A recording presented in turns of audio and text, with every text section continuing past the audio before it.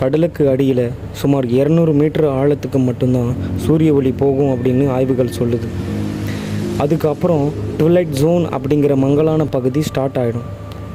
இந்த இடத்துக்கு வெயில் போகிறது அவ்வளோ சுலபம் இல்லை, போனதாக ரெக்கார்டும் இல்லை.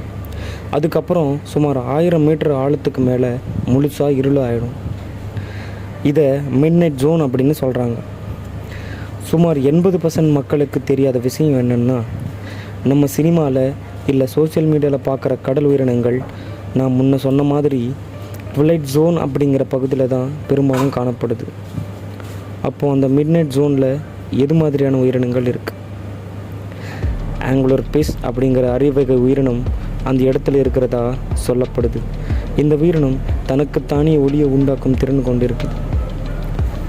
அதுவும் இல்லாமல் கடலோட ஆழத்தில் ப்ளூ போன்ற மர்மமான ஒலிகள் கேட்குறதா NOAA, அதாவது national oceanic and atmospheric administration பதிவு சொல்லப்படுது.